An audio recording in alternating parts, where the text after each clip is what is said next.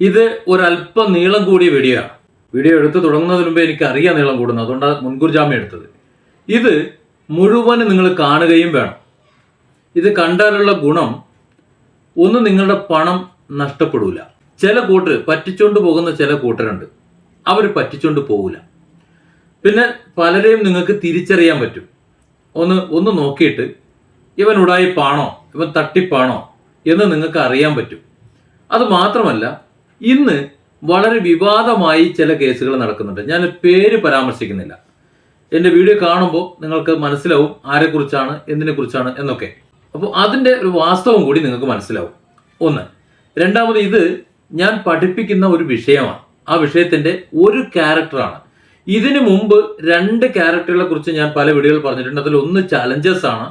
അത് രാഷ്ട്രീയക്കാരും അതുപോലെ ഷാൻസ്കറിക്ക് വന്ന ഇഷ്യൂ എന്ന സമയത്തും ഒക്കെ എന്തുകൊണ്ടാണ് അവരിങ്ങനെ പെരുമാറുന്നത്, അവരെന്തൊക്കെ പെരുമാറാൻ സാധ്യതയുണ്ട് എന്നൊക്കെ ഞാൻ പറഞ്ഞിരുന്നു. അതൊക്കെ പിന്നീട് പെരുമാറുകയും ചെയ്തിരുന്നു അവർ. അത് കണ്ടപ്പോൾ പലരും ചോദിച്ചു, എങ്ങനെയാണ് ഈ ആത്മഹത്യ നിരക്ക് കൂടുന്നത് ചിലരൊക്കെ എന്ന് പറഞ്ഞപ്പോൾ അതുമായിട്ട് ബന്ധപ്പെട്ട് ലോയലിസ്റ്റ് കാറ്റഗറിയെ കുറിച്ച് 2-3 വീഡിയോകൾ പലപ്പോഴായിട്ട് ഞാൻ ചെയ്തിരുന്നു. പല വിഷയങ്ങളുമായിട്ട് ബന്ധപ്പെട്ട് പല ആത്മഹത്യകളും ചില കൊലപാതകങ്ങളുമായി ബന്ധപ്പെട്ടിട്ട് ചെയ്തിരുന്നു. ഇത് മറ്റൊരു വിഭാഗമാണ്. ഇതുവരെ ഞാൻ ഈ ഒരു വിഭാഗത്തെ കുറിച്ച് സംസാരിച്ചിട്ടില്ല. പക്ഷേ എനിക്ക് തോന്നി ഇപ്പോൾ ഇതിനെക്കുറിച്ച് വളരെ വിശദമായി പറയണമെന്ന്. കോടികളുടെ തട്ടിപ്പുമായിട്ട് ബന്ധപ്പെട്ട് ഒരു വിഭാഗത്തെക്കുറിച്ച് പറയുന്നു, നെറ്റ്വർക്ക് മാർക്കറ്റിംഗുമായിട്ട് ബന്ധപ്പെട്ടിട്ട് നിക്ഷേപമായിട്ട് ബന്ധപ്പെട്ട ഒരു വിഭാഗത്തെക്കുറിച്ച് പറയുന്നു, അതുപോലെ ചാരിറ്റി മേഖലയുമായി ബന്ധപ്പെട്ട് ഡിഫറൻ്റ്ലി ഏബിൾഡ് ആയിട്ടുള്ള ചില കുട്ടികളുടെ ഡെവലപ്മെന്റുമായിട്ട് ബന്ധപ്പെട്ടിട്ട് ചില പ്രശ്നങ്ങളും പല മേഖലയിലും കേൾക്കുന്നുണ്ട്. അപ്പോൾ അത് രണ്ടുമായിട്ട് നിങ്ങൾ ഇതിനൊന്ന് കൂട്ടി വായിക്കണം. എന്നിട്ട് ഒന്ന് അനലൈസ് ചെയ്ത് നിങ്ങൾ ചിന്തിക്കുക, നിങ്ങളുടെ ചുറ്റുവട്ടത്തും ഇത്തരത്തിലുള്ള ആൾക്കാരുണ്ടോ, അവരെങ്ങനെയാണ് പെരുമാറുന്നത് എന്ന് വളരെ വ്യക്തമായി അവരെ തിരിച്ചറിയാവുന്ന വിധത്തിലാണ് ഞാൻ സംസാരിക്കുന്നത്. അതുകൊണ്ട് വീഡിയോ സ്കിപ്പ് ചെയ്യാതെ കാണും. ഇത് വലിയ രസമൊന്നും ഉണ്ടാവില്ല, പക്ഷെ നിങ്ങൾക്ക് ഉപകാരപ്രദമായിരിക്കും. ഞാൻ അച്ചീവർ എന്ന കാറ്റഗറിയെ കുറിച്ചാണ് പറയുന്നത്. പേരിൽ തന്നെ ഉണ്ട് ഒരു അച്ചീവ്മെന്റ്. ഇവരെ നമ്മൾ അറിയുന്നത് you can win, are you ready? ഇതാണ് ഇവരുടെ ആ ചോദ്യങ്ങൾ. ഇവിടെ ഈ വീഡിയോ എടുക്കുന്ന സമയത്ത് ഉറക്കെ വിളിക്കാൻ കഴിയാത്തത് കൊണ്ടാണ് ഞാൻ ഇങ്ങനെ പറയുന്നത്. ഇത് പല വേദികളിലും കാണാൻ പറ്റും, പല സ്ഥലത്തും കാണാൻ പറ്റും. ആകർഷകമായി സംസാരിക്കും, അക്ഷരസ്ഫുടതയോടെ സംസാരിക്കും. അക്ഷരസ്ഫുടതയല്ല കേട്ടോ, അക്ഷരസ്ഫുടതയോടെ സംസാരിക്കാൻ പറ്റും. ആകർഷകമായ സംസാരത്തിൽ പലരും വീണു പോകും. ആദ്യം ഞാൻ ഇവരുടെ ആ ഒരു രൂപഭംഗി ഒന്ന് പറയാം. നല്ല മനോഹരമായ മുഖം, കാണാൻ സൗന്ദര്യമുള്ള വ്യക്തികളാണ് അവർ, അച്ചീവർമാർ. ആ സൗന്ദര്യത്തിന് വെളുപ്പോ കറുപ്പോ ഒന്നുമില്ല കേട്ടോ. നല്ല തിളങ്ങുന്ന കണ്ണുകൾ, നല്ല തിളക്കം ഉണ്ടാവും ആ കണ്ണുകൾക്ക്. വളരെ എന്തും സാഗൂതം നോക്കുന്ന, ചൂർന്നു നോക്കുന്ന, വശീകരിക്കുന്ന കണ്ണുകൾ. അതായത് ആ കണ്ണുകൾ നമ്മളെ നോക്കി എന്തെങ്കിലും പറയുമ്പോൾ നമ്മൾ വിശ്വസിച്ച് പോകും. അതാണ് അവരുടെ ആ നോട്ടവും ആ ഭാവവും എല്ലാം. ഇവിടെ ഒരു കാർട്ടൂൺ ഇമേജ് ഞാൻ കാണിക്കുന്നുണ്ട്. നോക്കൂ, ഇതാണ് അതിൻ്റെ ഒരു സാമ്പിൾ. ഈ സാമ്പിളിൽ നിങ്ങൾക്ക് ശ്രദ്ധിച്ചാൽ ചില കാര്യങ്ങൾ മനസ്സിലാക്കാൻ പറ്റും. കോട്ട് ഇട്ടിട്ടുണ്ട്, ടൈ ഇട്ടിട്ടുണ്ട്, അതുപോലെ പാൻറ് ഷൂ ഒക്കെ ഇട്ടിട്ടുണ്ട്.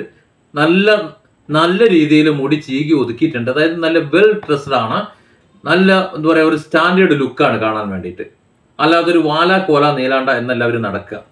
എല്ലായ്പ്പോഴും കോട്ടിട്ട് നടക്കണമെന്നൊന്നുമില്ല. അവർ ഏത് ഡ്രസ്സ് ഇട്ട് കഴിഞ്ഞാലും ഒരു കാര്യം നിങ്ങൾ ഉറപ്പിച്ചോ, ബ്രാൻഡഡ് ഷർട്ടുകൾ, ബ്രാൻഡഡ് പാൻറ്റുകൾ, റെഡിമെയ്ഡ് സാധനങ്ങൾ, അതൊക്കെ റെഡിമെയ്ഡ് ഡ്രസ്സുകൾ, ഇതൊക്കെയാണ് അവർ ഉപയോഗിക്കുക. ഒരിക്കലും കുറച്ച് തുണി എടുത്തിട്ട് ഏതെങ്കിലും ഒരു ടൈലർ ഷോപ്പിൽ കൊടുത്ത് തുന്നി അവർ ഉപയോഗിക്കില്ല.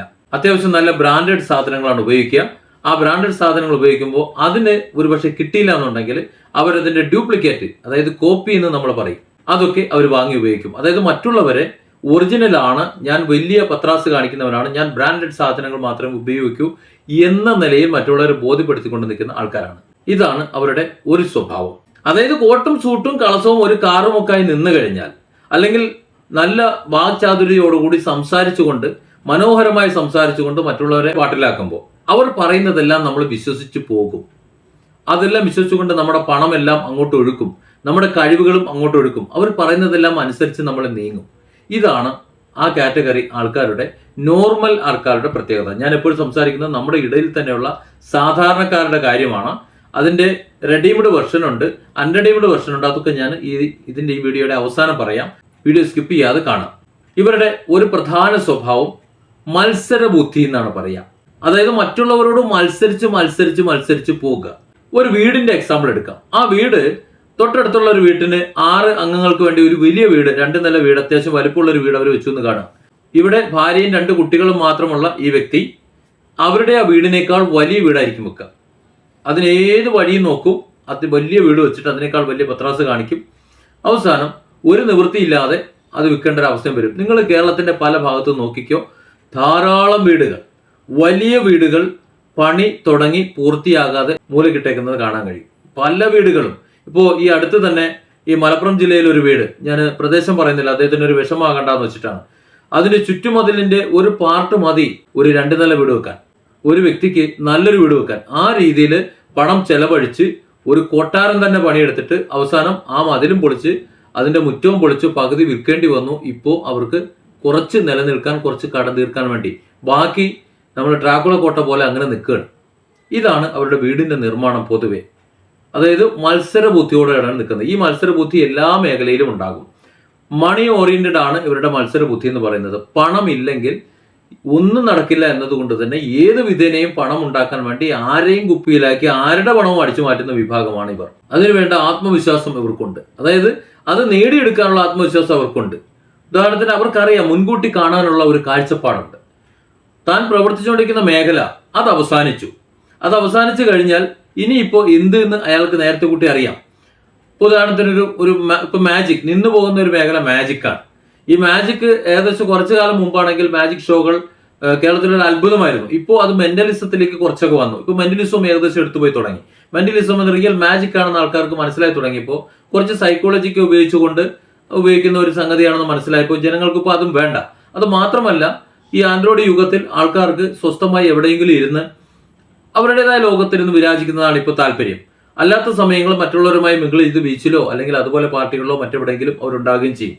ഇതുപോലുള്ള മാജിക്കോ ഇനി അതുമല്ലെന്നുണ്ടെങ്കിൽ മെന്റലിസോ കാണാനോ മറ്റു ഉത്സവ പരിപാടികൾക്കോ അതിനൊന്നും സാധാരണഗതിയിൽ ഇപ്പോൾ താല്പര്യമില്ലാത്ത ഒരു കാലത്തിലേക്ക് വന്നുകൊണ്ടിരിക്കുകയാണ്.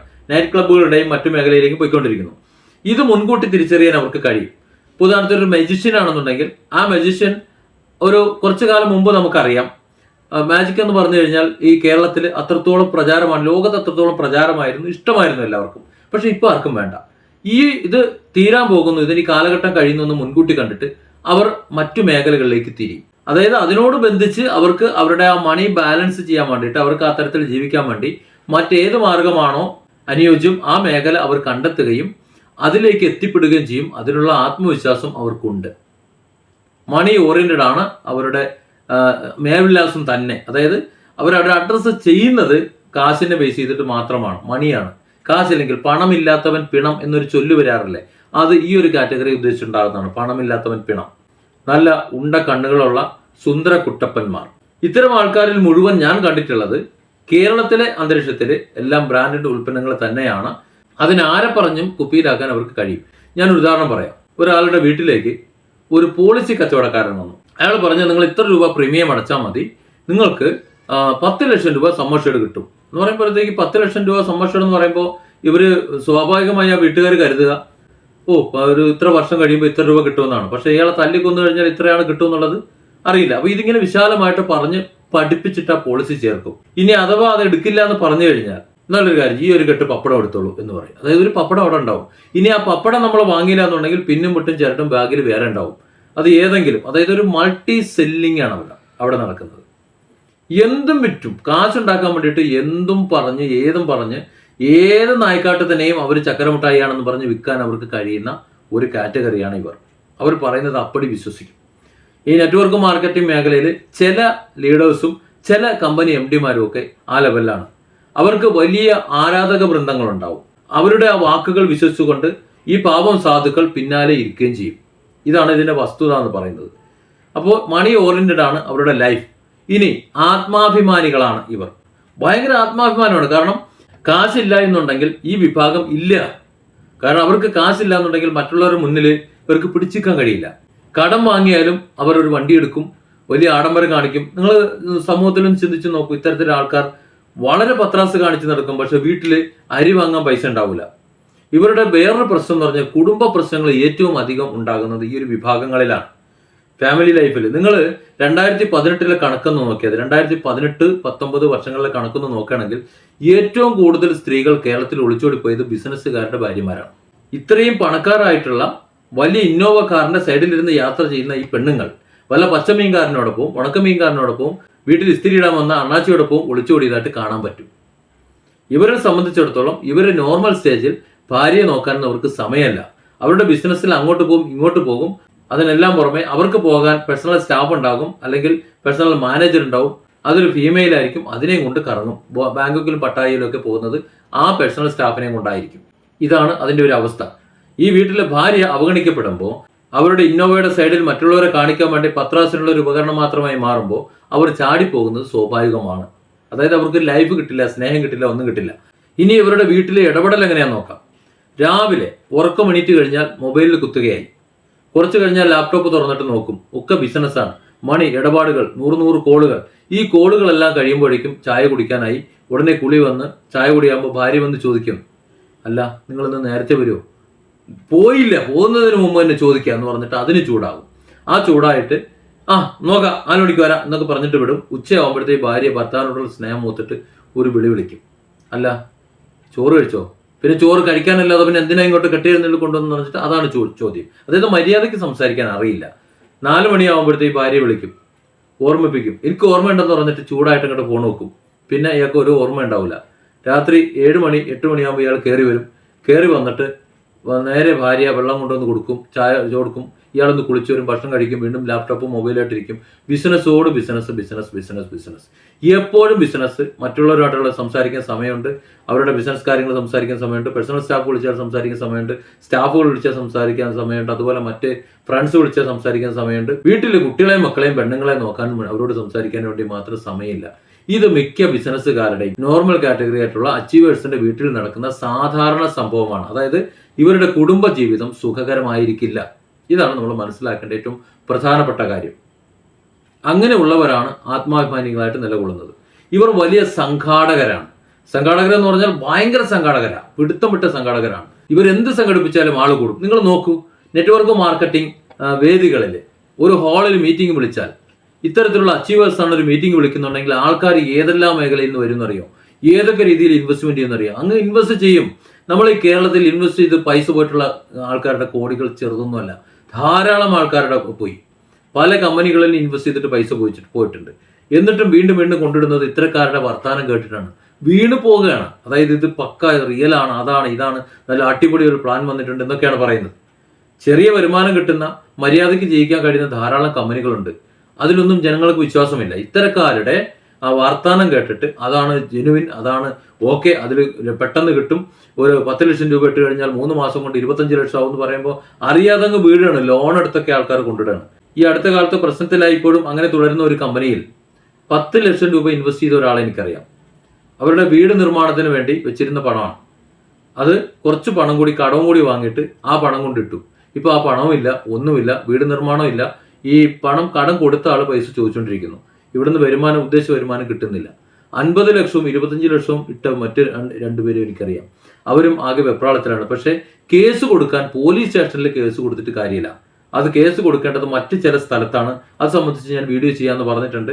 അത് കൂടുതൽ ആൾക്കാരും താല്പര്യം വരാത്തത് കൊണ്ടാണ് അത്തരത്തിൽ പണം എങ്ങനെയാണ് വാങ്ങിയെടുക്കുക, എങ്ങനെയാണ് കിട്ടുക എന്നുള്ളതിനെ കുറിച്ച് ഞാൻ ചെയ്യാത്തത്. അത് മറ്റൊരു വിഷയമാണ്, അതങ്ങനെ പോട്ടെ. അപ്പോൾ ഇത്തരക്കാർ പറയുന്നിടത്ത് വീണ്ടും വീണ്ടും പണം കൊണ്ടിടാൻ മറ്റുള്ളവർ തയ്യാറാകുന്നത് ഈ അച്ചീവേഴ്സിന്റെ യു ക്യാൻ വിന്നും ആർ യു റെഡിയും ഒക്കെ യേഴ്സ് എന്നുള്ള ഒരു നിലവിളിയും 2 കയ്യടിയും 4 കൂക്കിവിളിയും 4 കോട്ടും 4 കാറച്ചീവറും 3 ബാറച്ചീവറും ഒക്കെ വരുന്നത് കൊണ്ടാണ്. അതാണ് ഇവരുടെ സംഘാടക മികവ് എന്ന് പറയുന്നത്. ഏറ്റവും നല്ല സംഘാടകരാണ് ഇവർ. അതുപോലെ സ്വപ്നം കാണാൻ പഠിപ്പിക്കുന്നവരാണ്. നിങ്ങൾ ഗോൾ സെറ്റ് ചെയ്യൂ എന്ന് പറഞ്ഞിട്ട് നല്ല മോട്ടിവേഷൻ കൊണ്ട് മറ്റുള്ളവരെ സ്വപ്നം കാണിക്കുകയാണ്. നാളെ അവർ ഒരു വലിയ ഓടി കാറിൽ ഇങ്ങനെ യാത്ര ചെയ്യുന്നതായിട്ട് സ്വപ്നം കാണിക്കുകയാണ്. അത് ആ സ്വപ്നത്തിൽ മതിമറന്ന് ഇവർ പണിയെടുക്കുകയാണ്. ആർക്ക് വേണ്ടി? മറ്റുള്ളവർക്ക് വേണ്ടി. നിങ്ങൾ നെറ്റ്വർക്ക് മാർക്കറ്റിംഗ് മേഖലയിൽ പണിയെടുക്കുന്ന, അല്ലെങ്കിൽ അതുപോലെ പണിയെടുക്കുന്ന മറ്റു മേഖലകളിൽ എവിടെയെങ്കിലും ഈ താഴേക്കടയിലുള്ള ഏതെങ്കിലും ഒരു വ്യക്തി കാശുണ്ടാക്കിയതായിട്ട് എനിക്ക് പറയാൻ കഴിയും? ഉണ്ടാവില്ല. അത് കാരണമില്ല. ഒന്നിൽ നിന്ന് ഒന്നിലേക്ക് അവരിങ്ങനെ പോകും. കാശുണ്ടാക്കുന്നത് മുഴുവൻ മേലെ കടയിൽ നിൽക്കുന്ന ഈ പറയുന്ന അച്ചീവേഴ്സ് കാറ്റഗറിയിലുള്ള ആൾക്കാരാണ്. അവർ ഒന്നിലല്ലെങ്കിൽ ഒന്നിലേക്ക് ഇങ്ങനെ പോയിക്കൊണ്ടിരിക്കും. ഏറ്റവും പ്രധാനപ്പെട്ട കാര്യം എന്ന് പറയുന്നത് ഇവർ അവസരവാദികളാണെന്നാണ്. അപ്പ കാണുന്നവനെ അപ്പാന്ന് വിളിക്കാൻ ഒരു മടിയില്ലാത്ത ആൾക്കാരാണ്. അതായത് അവസരവാദത്തിന്റെ അങ്ങേയറ്റമുള്ള ആൾക്കാരാണ് ഇവർ. നിന്ന നിലയ്ക്ക് മാറും, എന്ത് നുണയും പറയും. ഇന്ന് ഒരു പ്ലാൻ പറഞ്ഞുകൊണ്ട് നെറ്റ്വർക്ക് മാർക്കറ്റിൽ നിൽക്കുകയാണെന്നുണ്ടെങ്കിൽ, ഇന്ന് ഒരു കാര്യം പറഞ്ഞുകൊണ്ട് മോട്ടിവേഷൻ മേഖലയിൽ നിൽക്കുകയാണെന്നുണ്ടെങ്കിൽ, ഇന്ന് ഒരു കാര്യം പറഞ്ഞുകൊണ്ട് ചാരിറ്റി മേഖലയിൽ നിൽക്കുകയാണെന്നുണ്ടെങ്കിൽ, നാളെ അതുമായി ബന്ധമില്ലാത്ത എന്ത് കാര്യവും പറയും. ഇതിന്ന് അതിലേക്ക് പോകാനുള്ള ലിങ്കുകളും കാര്യങ്ങളും കഥകളും കൃത്യമായി പറയും. അത് ജനങ്ങളെ പറഞ്ഞ് വിശ്വസിപ്പിക്കാനും പറ്റും. അത്തരക്കാരാണ് ഇവിടെ ഏതൊക്കെ ആരോപണത്തിൽ എങ്ങനെയൊക്കെ പെട്ട് കഴിഞ്ഞാലും അവർ സംസാരിച്ച് അതിൽ നിന്നൊക്കെ ഊരി ഇമോഷൻ വിറ്റുകൊണ്ട് ലെവലാകാൻ കൃത്യമായി കഴിയുന്ന ആൾക്കാരാണ് അവർ. അതിനുള്ള അവസരവാദം അവർക്കറിയാം. അവർ ഒന്നിൽ നിന്ന് ഒന്നിലേക്ക് വ്യതിചലിച്ചു കൊണ്ടിരിക്കുക. അതുകൊണ്ടാണ് ഞാൻ നേരത്തെ പറഞ്ഞത്, ഇവിടെ നമ്മുടെ ഈ ലോകത്ത് ഈ മാജിക് എന്ന കല ഏകദേശമൊക്കെ അവസാനിച്ചു. അതായത് ഇഷ്ടങ്ങളാണ്. ഓരോ നൂറ്റാണ്ടിലും ഓരോ കലകൾ വരും, പുതിയ പുതിയ കലകൾ വരും. നമുക്കറിയാമല്ലോ, പണ്ട് ഈ ഓണാഘോഷവും അല്ലെങ്കിൽ മറ്റു ഉത്സവങ്ങളുമായിട്ട് നാടകം, ബാലെ, കഥാപ്രസംഗം എന്നൊക്കെ പല കാര്യങ്ങളുണ്ടായിരുന്നു. ഇന്ന് കഥാപ്രസംഗം എടുത്തുപോയി. സാംബശിവന്റെ കഥാപ്രസംഗം അല്ലെങ്കിൽ തേവർത്തോട്ടം സുകുമാരന്റെ കഥാപ്രസംഗം എന്നൊക്കെ പറഞ്ഞു കഴിഞ്ഞാൽ പണ്ട് വലിയ ഒരു ജനക്കൂട്ടം ഉണ്ടാവരുത്. ഇന്ന് ആ കഥാപ്രസംഗ കല തന്നെ കാണാനില്ല. സ്കൂൾ കലോത്സവത്തിൽ എവിടെയോ എന്തൊക്കെയോ പറയുന്നതായിട്ട് മാത്രമേ നമുക്ക് കാണാനുള്ളൂ. ആ ഒരു അവസ്ഥയിലേക്ക് പോയി. അതുപോലെ തന്നെ മാജിക് എന്ന കലയും പോയി. പക്ഷെ ഇവർ മുൻകൂട്ടി കാണും, അതിനുള്ള ഒരു വിഷൻ അവർക്കുണ്ട്. അതുകൊണ്ട് തന്നെ അതിലേക്ക് അവർ വളരെ എത്തിപ്പെടും. നേരത്തെ പറഞ്ഞ കലയിലൂടെ പുതിയതിലേക്ക് മാറാൻ അവർക്ക് കഴിയും. ആ ഒരു വ്യതിചലിച്ചുകൊണ്ട് പോകാൻ കഴിയും. എന്താണ് ഇവരുടെ മോശം അവസ്ഥ, ഇവർ നന്നാവാൻ എന്ത് ചെയ്യണമെന്നുള്ള ഈ ഒരു അവസ്ഥ കൂടി പറഞ്ഞിട്ട് ഞാൻ അടുത്തതിലേക്ക് പോകാം. ഇവർ നല്ല എഫിഷ്യൻസി, കാര്യക്ഷമത എന്ന ഒന്നിനെ ഏറ്റവും അധികം നെഗറ്റീവായിട്ട് യൂസ് ചെയ്യുന്നവരാണ്. വളരെ കാര്യക്ഷമതയുള്ളവരായിരിക്കും എല്ലാ മേഖലയിലും, പക്ഷെ അത് നെഗറ്റീവായിരിക്കും. മറ്റുള്ളവർക്ക് ഒരു ഗുണം ഉണ്ടാവില്ല. അവർക്ക് പണം ഉണ്ടാക്കാൻ വേണ്ടി മാത്രമാണ് അത് ഉപയോഗിക്കുന്നത്. പക്ഷെ മറ്റുള്ളവർക്ക് തോന്നും അവർക്ക് വേണ്ടിയാണ് എന്ന്. അവർക്ക് വേണ്ടിയാണെന്ന് തോന്നുമ്പോഴും കാശുണ്ടാകുമ്പോഴും ഇവർക്ക് വേണ്ടിയിട്ടാണ്. നിങ്ങൾ എൻ്റെ വീഡിയോ കണ്ടുകൊണ്ടിരിക്കുമ്പോൾ നിങ്ങളുടെ മനസ്സിൽ രണ്ട് വ്യക്തിത്വങ്ങൾ വരും. നിങ്ങൾ അവരെങ്ങനെയാണ് എന്ന് നിങ്ങൾ ചിന്തിച്ചാൽ മതി. ഞാൻ അവരെ ബേസ് ചെയ്ത് ഉണ്ടാക്കി പറയുന്നൊന്നുമല്ല. 10-14 വർഷം കൊണ്ട് ഞാനിത് പഠിപ്പിച്ചുകൊണ്ടിരിക്കുന്ന ഒരു സംഗതി. ഇതൊക്കെ ചെയ്യുന്നതിന് മുമ്പേ പഠിപ്പിച്ചുകൊണ്ടിരിക്കുന്ന ഒരു വിഷയമാണിത്. 1994 മുതലാണ് ഞാൻ പരിശീലന രംഗത്തുള്ളത്. അതിൽ ഏകദേശം 10-14 വർഷമായി പേഴ്സണാലിറ്റി അനാലിസിസ് ഈ ടൂൾ ഞാൻ പഠിപ്പിച്ചുകൊണ്ടിരിക്കുന്നുണ്ട്. അതിൻ്റെ ഒരു പാർട്ടാണ് ഞാൻ നിങ്ങളോട് പറയുന്നത്. ഒരു പാർട്ട് മാത്രമാണ് ഇത്. ഏകദേശം 3.5 വർഷത്തോളം നമുക്ക് പഠിക്കാനുണ്ട്. വേണമെങ്കിൽ നമുക്കൊരു 3 മാസത്തെ ലൈവ് ക്ലാസ് ആയിട്ട് ചെയ്യാനുള്ള മുതലുണ്ട്. അതിൽ ചെറിയൊരു പാർട്ടാണ് ഞാൻ നിങ്ങളോട് സംസാരിക്കുന്നത്. ഈ പറഞ്ഞ വിഭാഗം നന്നാവണമെന്നുണ്ടെങ്കിൽ സത്യസന്ധരാകണം എന്നതാണ്. ഹോണസ്റ്റി ആയിട്ടാണ്, സത്യസന്ധരായി മാറണം. അത് ഇവർ ചെയ്യുന്നത്, ഇവർ പറയുന്നതൊന്നും സത്യസന്ധ അല്ല. അതാണ് പ്രത്യേകത. ഇവർ സത്യസന്ധത അല്ല. കാരണം അവരൊരു ചാരിറ്റിയെ കുറിച്ച് പറയുന്നുണ്ടെങ്കിൽ, അവരൊരു ചാരിറ്റി പ്രസ്ഥാനം നടത്തുന്നുണ്ടെങ്കിൽ, അവർ ഏതെങ്കിലും കുട്ടികളെ ഡെവലപ്പ് ചെയ്യാൻ വേണ്ടി എന്തെങ്കിലും ചെയ്യുന്നുണ്ടെങ്കിൽ അത് സത്യസന്ധമല്ല. അത് മറ്റുള്ളവരെ ബോധിപ്പിക്കാൻ വേണ്ടിയിട്ടാണ്. നമ്മൾ ഏതിനെയും വിശദീകരിക്കുമ്പോൾ ചില എക്സാമ്പിളുകൾ പറയാറുണ്ട്, ചില സമരസപ്പെടുന്ന ചിലതിനെ കുറിച്ച്. ഇവിടെ പറയുന്ന കാര്യങ്ങൾ എന്ന് പറഞ്ഞാൽ ഓന്ത് കഴുകൻ എന്ന പേഴ്സണാലിറ്റി അനാലിസിസ് സയൻസ് എന്നാണ് പറയുക. അതായത് ഇവരുടെ സ്വഭാവം എങ്ങനെയാണെന്നുള്ളത് എളുപ്പത്തിൽ മനസ്സിലാക്കി എടുക്കാൻ വേണ്ടി 2 ജീവികളെ നമുക്ക് ഉൾപ്പെടുത്താം. ഒന്ന് ഓന്ത്, 2 കഴുകൻ. അതായത് നിങ്ങൾ ഈ ചിത്രം നോക്കൂ. ആ പരിസരത്തെ ഏറ്റവും വലിയ കെട്ടിടത്തിന്റെ ഏറ്റവും മുകളിൽ കയറി നിൽക്കുകയാണ് ആള്. അതിന്റെ മുകളിൽ ഒരു ലാഡർ വെച്ചിട്ട് അതിന്റെ മുകളിലാണ് മൂപ്പര് കയറി നിൽക്കുന്നത്. അതിന് മുകളിൽ കയറി നിൽക്കുന്ന അയാൾ അവിടെ നിന്നുകൊണ്ട് ബൈനോക്കുലറിലാണ് നോക്കുന്നത്. അപ്പോൾ എന്ത് കിട്ടും? ആ കഴുകന്റെ നോട്ടമാണ്. അത്ര ഉയരത്തിൽ നിന്നാലും താഴെയുള്ള അയാളുടെ ഉൽപ്പന്നം, അയാൾ എന്തോ ഉദ്ദേശിക്കുന്നത്, അത് വളരെ കൃത്യമായി അയാൾക്ക് കിട്ടും. അത് അയാൾ അടിച്ചെടുക്കുകയും ചെയ്യും. അതിനുവേണ്ടി ഏതറ്റം വരെ എന്ത് നിലപാടെടുക്കുകയും ചെയ്യും. ആരെ വേണമെങ്കിലും കൊല്ലും. ഇപ്പോൾ ലോഹം എന്നുള്ള സിനിമയിൽ നമുക്കറിയാം, ഒരാളെ താഴെയിട്ട് തല്ലിക്കൊന്നിട്ട് അയാളുടെ പെട്ടിയിൽ ലോഹം, മഞ്ഞലോഹം, സ്വർണം കടത്തിയതായിട്ട് നമുക്കറിയാം. ഒരു സിനിമയിൽ ചില രംഗങ്ങൾ വന്നു. അതുപോലെ പിതാവിന്റെ കാല് തല്ലി ഒടിച്ചിട്ട് കമ്പിക്ക് പകരം സ്വർണ്ണ കമ്പി ഇട്ടിട്ട് ഇവിടെ സർജറി ചെയ്തിട്ട് സ്റ്റീൽ കമ്പി ഇട്ടിട്ട് സ്വർണ്ണ കമ്പി മാറ്റാനും അവർക്ക് മടിയുണ്ടാവില്ല. അതായത് എന്തും അവർ ചെയ്യുമെന്നർത്ഥം. പണം ഉണ്ടാക്കാൻ എന്തും ചെയ്യും. പണമില്ലാത്തവൻ പിണമാണ്. അതിനുവേണ്ടി എന്ത് വളഞ്ഞ വഴിയും അവർ ചെയ്യും. ഓന്നിനെ പോലെ നിറം മാറും. അതാണ് എൻ്റെ ഈ സംസാരത്തിന്റെ തുടക്കത്തിൽ ഞാൻ പറഞ്ഞത്, അപ്പ കാണുന്നവനെ അപ്പാന്ന് വിളിക്കാൻ ഒരു മടിയില്ലാത്ത ആൾക്കാരാണ് എന്ന്. ഓന്ത് കഴുകൻ, ഇതാണ് അവരുടെ ഒരു സ്വഭാവം എന്ന് പറയുന്നത്. ഇനി ഇവരുടെ മറ്റ് 2 ഭാവങ്ങൾ കൂടി എന്ന് പറയാം. ഒന്ന്, ഇവർ നന്നായാൽ സമൃദ്ധിയുള്ള ആളായി നല്ല വ്യക്തിയായിരിക്കും മാറുക. ബിസിനസ് സത്യസന്ധമായിട്ടായിരിക്കും, കള്ളം പറയില്ല, മിതമായ ലാഭം, മറ്റുള്ളവരെ സഹായിക്കും, ചാരിറ്റി ഉണ്ടാവും, ബ്രാൻഡ് തന്നെ വേണമെന്നില്ല, ആവശ്യം നടന്നാൽ മതി. അതായത് ആരുമായിട്ട് ഒരു മത്സരം ഉണ്ടാവില്ല, ആരെയും ചതിക്കുകയില്ല, സത്യസന്ധമായ കച്ചവടം ചെയ്യും. പക്ഷെ അത് ഈ വിഭാഗമല്ല, അത് മറ്റൊരു വിഭാഗമാണ്. ഇവർക്ക് നല്ലൊരു ശതമാനത്തിനും അത് സാധിക്കാറില്ല. പക്ഷെ ഇവരാണ് ബിസിനസ്സുകാരായി, വലിയ ബിസിനസ്സുകാരായി ഇവിടെ സമൂഹത്തിനിടയിൽ അറിയപ്പെടുന്നത്. യഥാർത്ഥ ബിസിനസ്സുകാർ ഇവരൊന്നുമല്ല. ഇപ്പോൾ ഉദാഹരണത്തിന് കൊച്ചി ഹോസ്പിറ്റലിലെ പള്ളിയുണ്ട്, സന്തോഷ് ജോർജ് കുളങ്ങരയുണ്ട്. ഇവരൊക്കെ ബിസിനസ്സുകാരാണ്. അവരൊന്നും ഞാൻ ഈ പറഞ്ഞ കാറ്റഗറിയിൽ വരില്ല. നല്ലൊരു സ്വഭാവം ഉണ്ടോ എന്ന് വെച്ച് കഴിഞ്ഞാൽ അത് നമുക്ക് പിന്നീട് മറ്റൊരു വീഡിയോയിൽ സംസാരിക്കാം. എന്തായാലും ഈ ഒരു കാറ്റഗറി അല്ല അവർ അവരുടേതായ രീതിയിൽ ചില എന്തൂസിയാസം കാണിച്ചുകൊണ്ട് അവരുടെ ബിസിനസ് അവർ ഡെവലപ്പ് ചെയ്യുന്നു. അവരെല്ലാവരോടും സമദൂരം നിൽക്കുന്നു. എന്നാൽ ഇവരിത് അങ്ങനെയല്ല.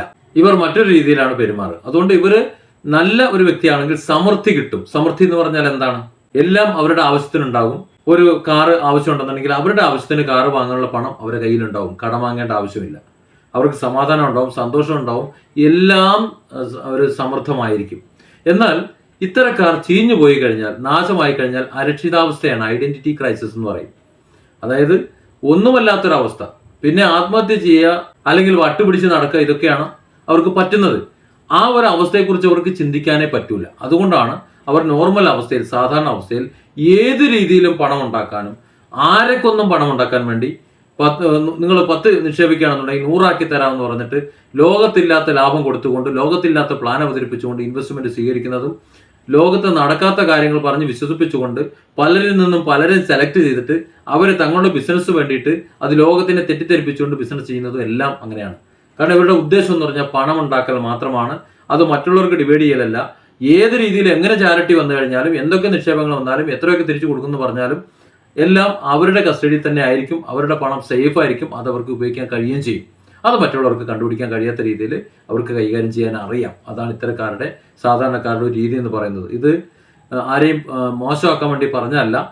ഈ വ്യക്തികളെ, അച്ചീവർ എന്ന് പറയുന്ന വ്യക്തികളുടെ ഒരു സാധാരണ ഭാവം, നോർമൽ അവസ്ഥയിലുള്ള ഒരു കുറച്ച് ഭാഗങ്ങൾ മാത്രമാണ് ഞാൻ സംസാരിച്ചത്. ഇത് വളരെ വിശദമായി സംസാരിക്കേണ്ട കാര്യമാണ്. ചിലരെയൊക്കെ പോസ്റ്റ്മോർട്ടം നടത്താൻ ഇതാണ് നല്ലത് എന്ന് തോന്നിയത് കൊണ്ട് ഞാൻ ഈ രീതി സംസാരിച്ചതേ ഉള്ളൂ. എൻ്റെ വീഡിയോ ഇഷ്ടപ്പെട്ടിട്ടുണ്ടെങ്കിൽ നിങ്ങൾ ഇതൊന്ന് ഷെയർ ചെയ്ത്, സബ്സ്ക്രൈബ് ചെയ്ത്, ലൈക്ക് ചെയ്തൊക്കെ ഒന്ന് സഹകരിക്കുക. സമയം കിട്ടുകയാണെങ്കിൽ ഇത്തരം വിഷയങ്ങൾ ഇടയ്ക്കിടയ്ക്കൊക്കെ ഞാൻ പറയും. വീഡിയോ അല്പം ലെങ്തി ആയിപ്പോയി. പക്ഷേ ഇത് നമുക്ക് കാര്യങ്ങൾ വ്യക്തമായി മനസ്സിലാകണമെന്നുണ്ടെങ്കിൽ അതങ്ങനെ തന്നെ വേണം എന്നതുകൊണ്ടാണ്. ഇപ്പോൾ ഞാൻ ഇത് അവസാനിപ്പിക്കുന്നതിന് മുമ്പ് ഇത്തരക്കാരെ തിരിച്ചറിയാനുള്ള ഒരു അടയാളം ഞാൻ പറയും. ഇത്തരക്കാരെല്ലാം ഇങ്ങനെയാണെന്ന് ഞാൻ പറയുന്നില്ല. സാധാരണഗതിയിൽ അച്ചീവേഴ്സ് എന്ന് പറയുന്നത് നല്ല ബ്രാൻഡഡ് ഉൽപ്പന്നങ്ങളെ അവർ ധരിക്കുള്ളൂ. അവർ ഏത് വാച്ചായാലും, വളയായാലും, തൊപ്പിയായാലും, എന്തായാലും, കണ്ണടയായാലും എല്ലാം ബ്രാൻഡഡ് ആയിരിക്കും. ഇല്ലെങ്കിൽ അതിൻ്റെ കോപ്പിയെങ്കിലും ആയിരിക്കും. റെഡിമെയ്ഡാണ് യൂസ് ചെയ്യുക. എല്ലാം അങ്ങനെ തന്നെയാണ്. മറ്റുള്ളവർ മിക്കവാറും കെട്ടുള്ള ഷൂ ഒന്നും ഉണ്ടാകാൻ സാധ്യതയില്ല. എക്സിക്യൂട്ടീവ് ഷൂ ഒക്കെയാണ് സാധാരണ ഇടൽ. കോട്ടൺ ഡൈ ഒക്കെ കെട്ടൽ സ്വാഭാവികമാണ്. അതൊക്കെ ഇതിൻ്റെ ഭാഗമായിട്ട് ഇങ്ങനെ തുടരുന്നതുമായിരിക്കും. ഇനി അല്ല എന്നുണ്ടെങ്കിൽ നല്ല വൃത്തിയിലും ഭംഗിയിലും നല്ല കോലത്തിൽ മാത്രമേ അവർ നടക്കുള്ളൂ. വൃത്തികെട്ട ഒരു വേഷത്തിലും അവർ ജീവിക്കില്ല. മറ്റുള്ളവരുടെ മുന്നിൽ പ്രത്യക്ഷപ്പെടുകയും ഇല്ല. അപ്പോൾ ഏതായാലും ഈ ഒരു ഏകദേശ ധാരണ ഈ അച്ചീവേഴ്സിനെ കുറിച്ച് മനസ്സിലായിട്ടുണ്ടെന്ന് കരുതുന്നു. ഇനിയും നമുക്ക് മറ്റ് എന്തെങ്കിലുമൊക്കെ സന്ദർഭങ്ങളിൽ മറ്റ് വിഭാഗങ്ങളെ കൂടി നമുക്ക് മനസ്സിലാക്കാം.